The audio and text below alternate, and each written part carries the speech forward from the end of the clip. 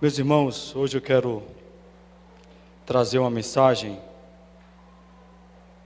que tem por título Princípios e ensinamentos bíblicos que não podemos esquecer. Para começar, vou pedir que todos vocês abram suas Bíblias no livro de Provérbios, capítulo 16, versículo 1. Nós vamos estar lendo várias passagens bíblicas, onde em cada uma delas contém princípios e ensinamentos que nós não podemos nos esquecer. Às vezes esquecemos, mas não deveríamos fazer isso. Provérbios 16, versículo 1. Amém, meus irmãos? Diz assim a palavra: as pessoas podem fazer seus planos, porém é o Senhor que dá a última palavra. Vamos repetir essa leitura, queridos? As pessoas podem fazer seus planos, porém é o Senhor quem dá a última palavra. Irmãos, eu queria ser policial, sabia? Fuzileiro, um negócio desse assim. Eu acho que era mais minha cara, porque, sei lá, mas eu não tenho jeito de pastor não, gente. Olha para mim.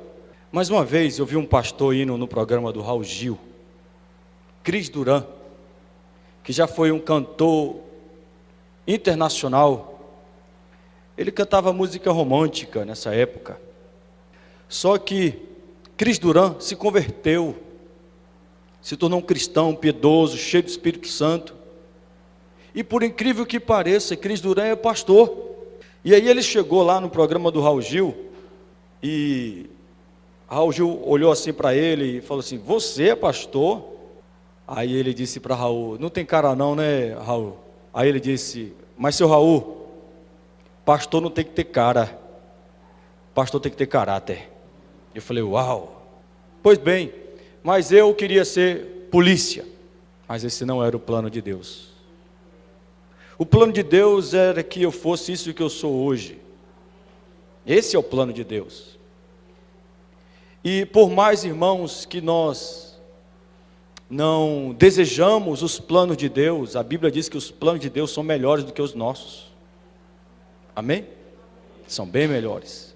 Por mais que você não aceite, por mais que você não queira, os planos de Deus são melhores. Bem melhores.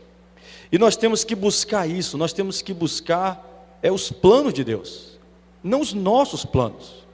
Às vezes nós fazemos os nossos planos e oramos e colocamos os nossos planos diante de Deus. Isso está correto, está certo. O livro de Provérbios nos ensina que tudo aquilo que a gente for fazer na nossa vida, nós temos que primeiro colocar diante de Deus. Tudo, absolutamente tudo. Nós temos que dobrar os nossos joelhos e apresentar a Deus e dizer: Deus, abençoa isso aqui. Toma pelas tuas mãos isso aqui. É certo nós fazermos isso, mas, irmãos, nós temos que analisar um pouco mais sobre quais são os planos que nós estamos fazendo. Porque os planos que Deus promete abençoar são os planos que glorificam o nome dEle, não o nosso nome. Eu não sei se você consegue entender a beleza disso, mas é belo, irmãos, nós entendermos esse princípio e esse ensinamento aqui de Provérbios 16, 1. As pessoas podem fazer seus planos, porém é o Senhor que dá a última palavra. Amém? É o Senhor que dá a última palavra. O segundo princípio de ensinamento que eu quero trazer para vocês está em Mateus capítulo 6, a partir do verso 25. Por favor, mais uma vez, vamos abrir a nossa Bíblia em Mateus capítulo 6, a partir do versículo 25. Então, o primeiro ensinamento, o primeiro princípio é que nem sempre os nossos planos são os melhores para a nossa vida, mas sim os planos de Deus. Esse é o primeiro princípio e ensinamento dessa noite. Deus é que sabe o que é o melhor para o nosso futuro. Deus é que sabe. O segundo princípio está aqui em Mateus capítulo 6, a partir do versículo 25, que diz assim: por isso vos digo, Não andeis ansiosos pela vossa vida. Ansiedade, preocupação. Não andeis ansiosos pela vossa vida, quanto ao que haveis de comer ou beber, nem pelo vosso corpo, quanto ao que haveis de vestir. Não é a vida mais do que o alimento e o corpo mais do que as vestes? Pense sobre isso. Precisamos refletir um pouco sobre isso. Versículo 26. Observais as aves do céu, não semeiam, não colhem, nem ajuntem celeiros, contudo o vosso Pai celeste as sustenta. Porventura não valei vós muito mais do que as aves? Qual de vós, por ansioso que esteja, pode acrescentar um côvado ao curso da sua vida? Verso 28. E por que andais ansiosos quanto ao vestuário?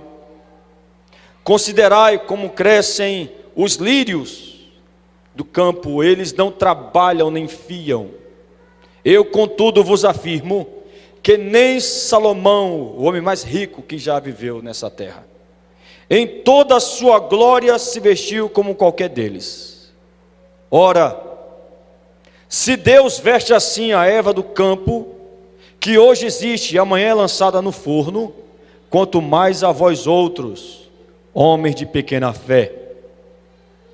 Portanto, não vos inquieteis, dizendo que comeremos, que beberemos, ou com que nos vestiremos, porque os gentios, os incrédulos, as pessoas que não creem em Deus, porque os gentios é que procuram todas essas coisas, pois vosso Pai Celeste sabe que necessitais de todas elas. Buscai, pois, em primeiro lugar o seu reino e a sua justiça, e todas estas coisas vos serão acrescentadas. Portanto, não vos inquieteis com o dia de amanhã,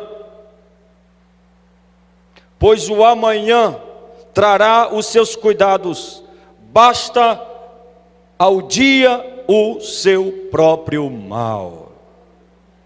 Qual é o princípio, qual é o ensinamento que nós podemos tirar dessa passagem? O princípio é esse: entrega todas as suas ansiedades e preocupações nas mãos de Deus. Entrega. Porque o texto está dizendo que preocupação não resolve absolutamente nada. Nada. Viver ansioso não resolve nada. Absolutamente nada. Preocupação e ansiedade nunca mudou e jamais vai mudar a vida de alguém. Preocupação, ansiedade não mudam o seu estado. Não tira você do lugar. Não. Pelo contrário. Exatamente pelo contrário. A ansiedade vai piorar ainda mais a sua situação. A ansiedade vai trazer ainda mais desgraça para a tua vida. Não resolve. Não resolve. O que resolve, irmãos, é nós crermos em Deus e descansarmos no Senhor. Isso resolve. Crer em Deus resolve. Descansar em Deus resolve. Confiar em Deus resolve. Confiar na segurança de Deus resolve.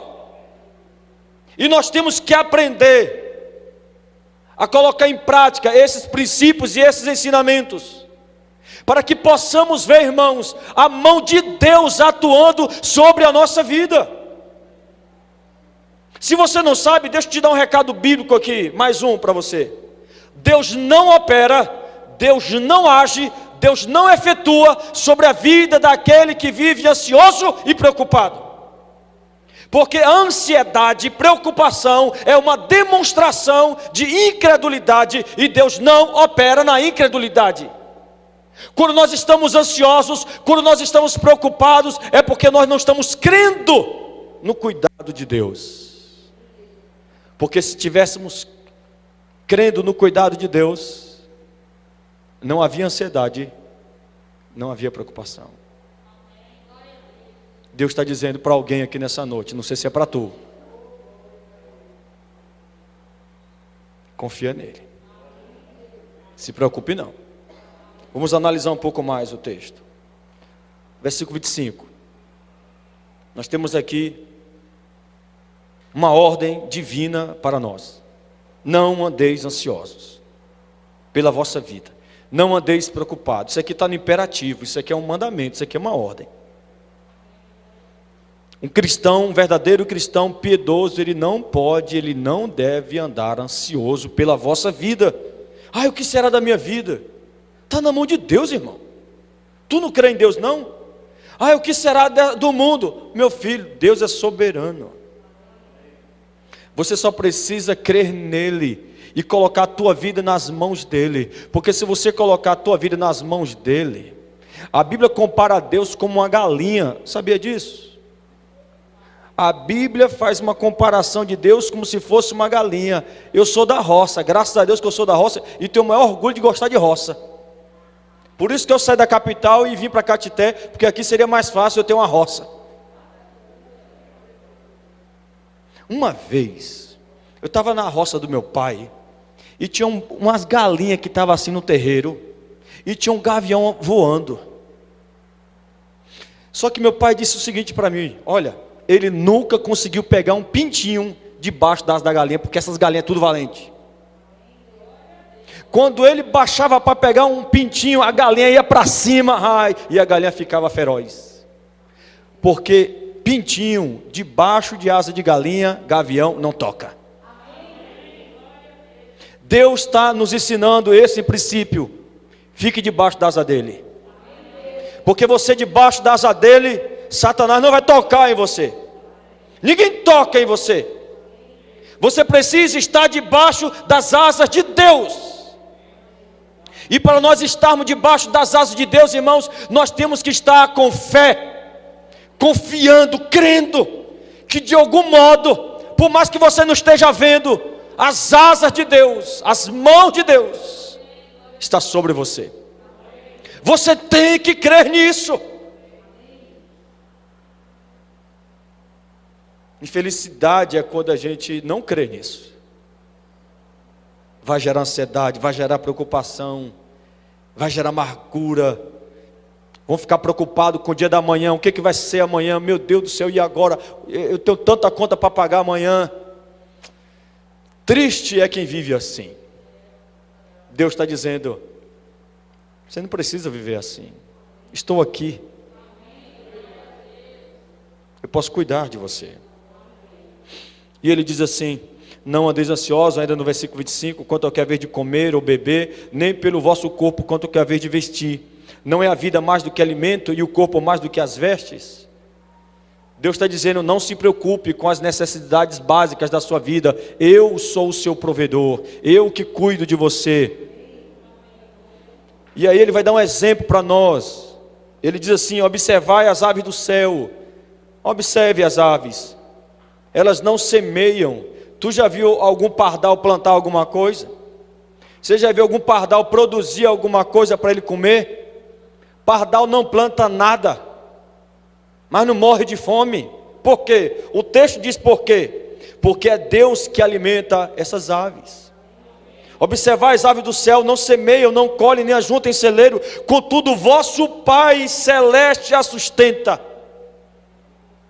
Quem sustenta as aves é Deus, é o Pai. Olha o que ele diz então no final do versículo 26. Se você crê que é Deus que sustenta as aves, então ele vem e diz aqui no final do versículo 26: porventura não valei vós muito mais do que as aves? Deus está dizendo: se você crê que eu cuido de pardais, como é que você não pode crer que eu estou cuidando de você, sendo que você é muito mais importante do que uma ave para mim? Aí ele vai fazer uma coisa hilária aqui com a gente, né? Tem um tom de sarcasmo aqui no versículo 27, onde ele diz assim: qual de vós, por ansioso que esteja, pode acrescentar um côvado ao curso da sua vida? Pode. Deus está dizendo: sua ansiedade vai mudar alguma coisa na sua vida? A preocupação vai mudar alguma coisa na sua vida? Claro que não. Aí então ele vem e diz no versículo 28: e por que então andais ansiosos quanto ao vestuário? Se a preocupação não muda nada na sua vida, se a ansiedade não muda nada na sua vida, então por que estão andando ansiosos? Então por que estão andando preocupados? E ele vai dar um outro exemplo agora. Primeiro os animais, agora ele vai dar o exemplo das plantas. Considerai como crescem os lírios do campo, eles não trabalham nem fiam. Eu contudo vos afirmo que nem Salomão em toda a sua glória se vestiu como qualquer deles. Aleluia. Você já viu uma flor de pitaia? Você conhece a fruta pitaia? É uma das frutas mais saborosas que tem no planeta. Ainda bem que lá pertinho da minha roça vizinho tem uma plantação de pitaia. Eu estou ansioso para comer uma. A flor da pitaia é uma das flores mais lindas que existe. É uma coisa fabulosa. A Bíblia está dizendo que Deus é que criou aquilo ali. E é Ele que está cuidando da flor da pitaia. É Ele que faz a flor da pitaia abrir, aleluia, para ela ser polinizada e depois dar o fruto. É a mão divina. Deus está dizendo: olhe para as aves, olhe para as plantas, e tira um exemplo para a sua vida, tira um ensinamento para a sua vida. Se eu cuido das aves, se eu cuido das plantas, você é mais importante do que as aves, do que as plantas. Eu também cuido de você. Versículo 30. Ora, se Deus veste assim a erva do campo, que hoje existe e amanhã lançada no forno, quanto mais a vós outros. E aí vem uma repreensão no final. Homens, e aqui é sentido genérico, tanto homem quanto mulher, homens de pequena fé. Irmão, quem não crê nisso aqui, Deus está dizendo que tem uma fé muito pequena. E Deus não está interessado em uma fé pequena não, irmão. Tá não. O desejo de Deus é que você tenha uma fé absurda nele. Percebam que aqui não é fé na fé. É fé em Deus, irmãos. Não é fé na fé, é fé em Deus. Isso aqui não é pensamento positivo não, irmãos. Não é. Isso aqui não é a teologia da confissão positiva. Não. Isso aqui é teologia da fé em Deus, naquilo que Deus é, nos seus atributos, no seu poder, naquilo que Ele é capaz de fazer, naquilo que Ele é capaz de realizar. Então, se nós cremos nos atributos de Deus, naquilo que Ele é, no seu poder, aleluia, então nós temos que dar um basta em nossa ansiedade e também em nossas preocupações. Eu sei que é difícil, muito difícil. Uma das maiores tarefas do cristão é deixar a maldita ansiedade. É uma das grandes tarefas. Poucos conseguem. Poucos conseguem.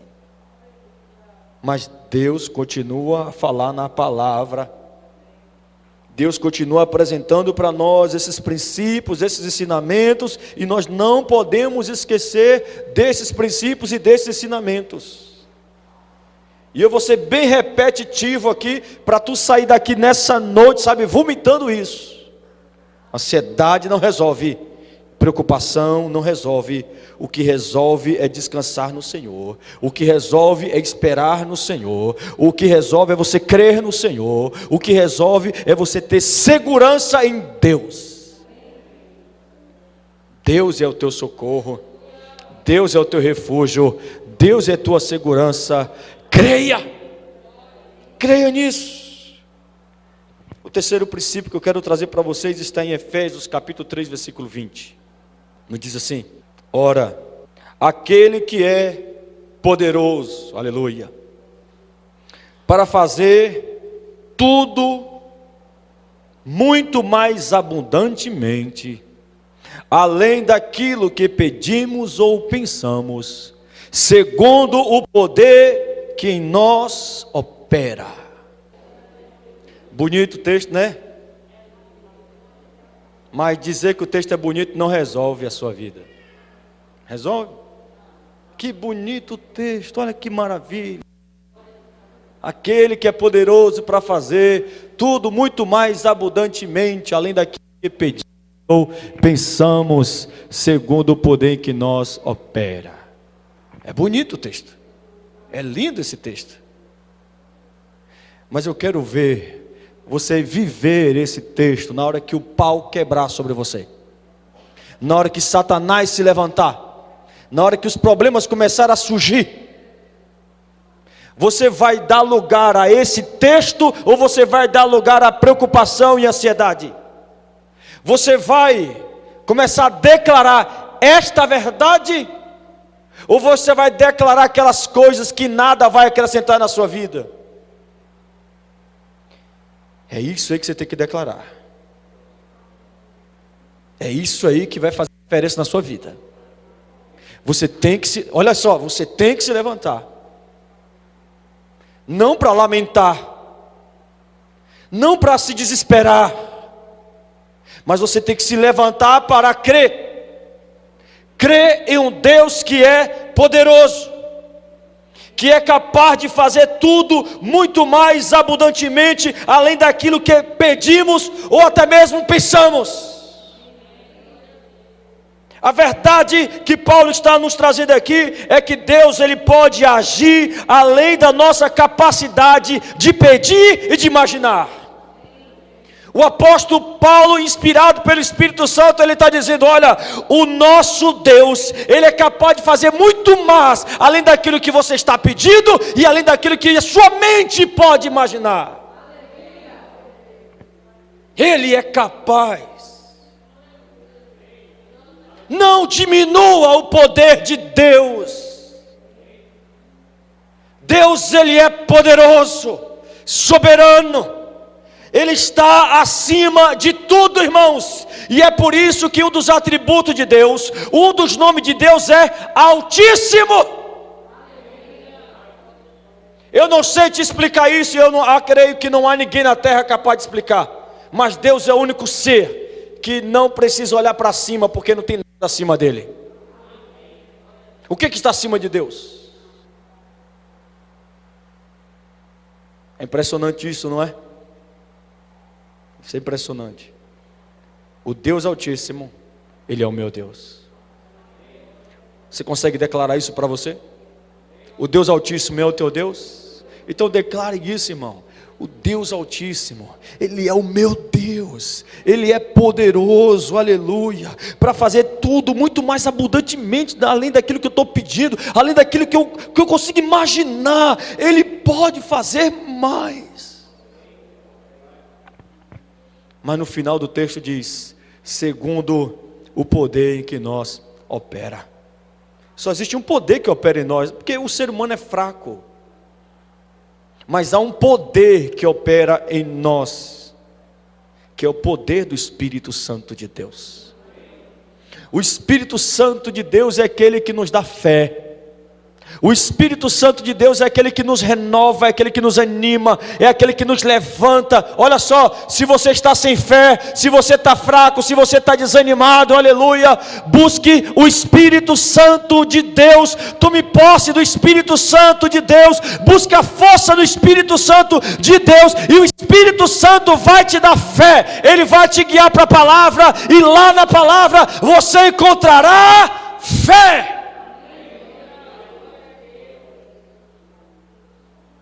Quando eu vejo alguém duvidando, quando eu vejo alguém desanimado diante das circunstâncias da vida,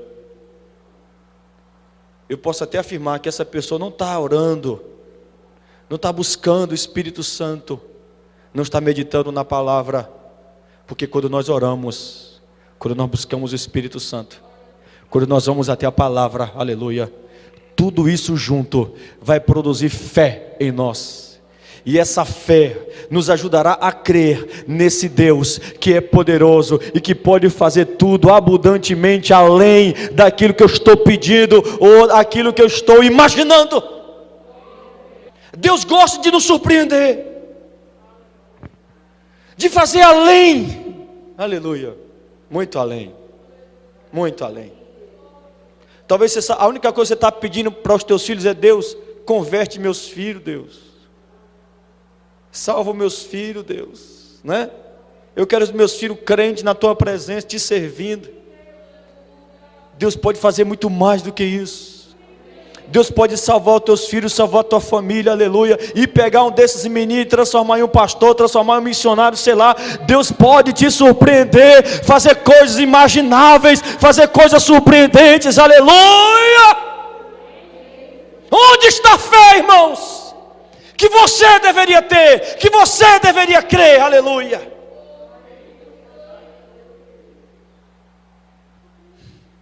Nada é impossível para o nosso Deus. Nada. Nada é impossível para Deus. Olha para a tua família. Você consegue olhar para a sua família e imaginar coisa boa para ela? Teu marido, tua esposa. O que você vê? O que você enxerga?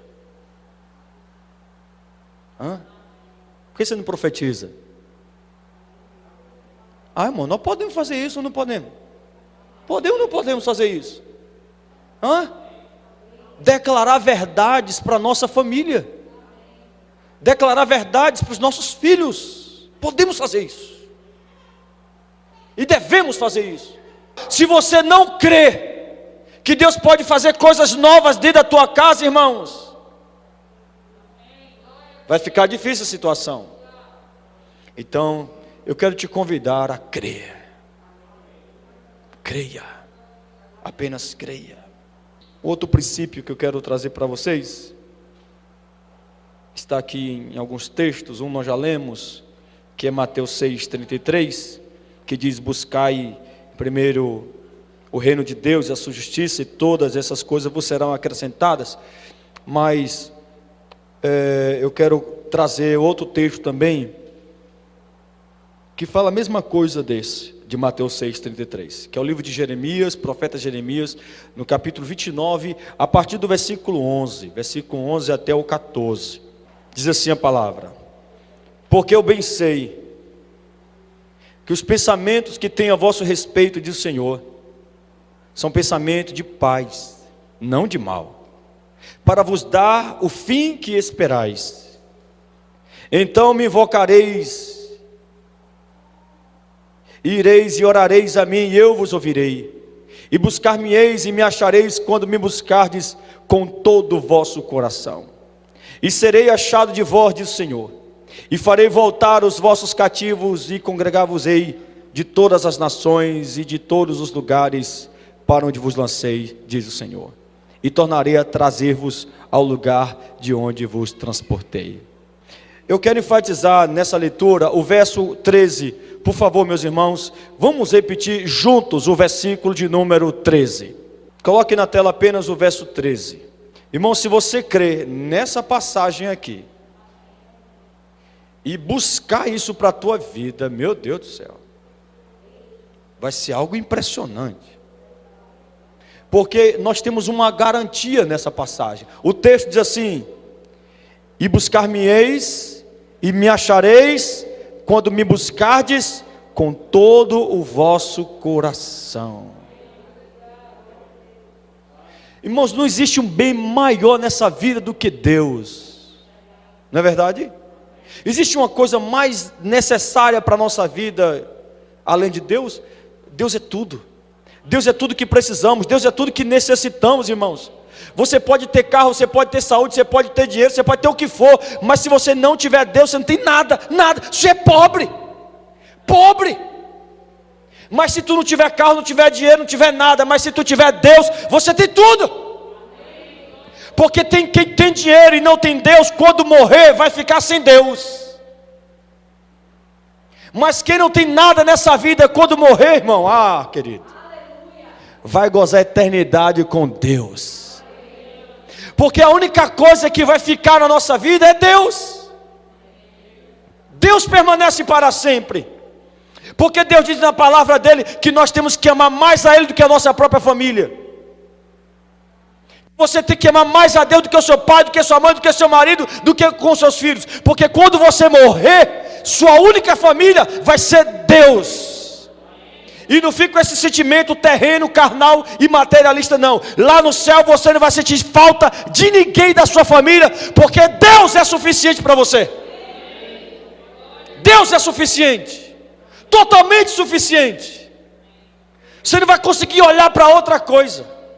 A beleza de Deus é algo tão impressionante. Deus é aquele ser que irá nos saciar eternamente de forma tão gloriosa, que quando nós estivermos lá, irmãos, nós não vamos querer outra coisa a não ser Deus. Deus. Eu sei que a nossa natureza terrena nos impede de crer nessas coisas, nos impede de crer que realmente Deus será suficiente, e a gente fica racionalizando de modo terreno e com a nossa natureza terrena. Ai, meu pai, ai, minha mãe, ai, minha família.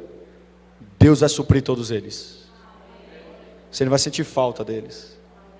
Deus é tudo o que você precisa. Só que Deus não deseja ser isso para você apenas lá. Deus deseja ser isso na sua vida aqui e agora. Aqui e agora. E Ele está dando para nós uma garantia. Se Deus, esse ser glorioso que criou todas as coisas, é tudo que nós necessitamos e precisamos, então Ele vem e diz na sua palavra: e buscar-me-eis e me achareis. Deus está garantindo que aquele que buscar Ele vai achá-lo. Há uma garantia, irmãos.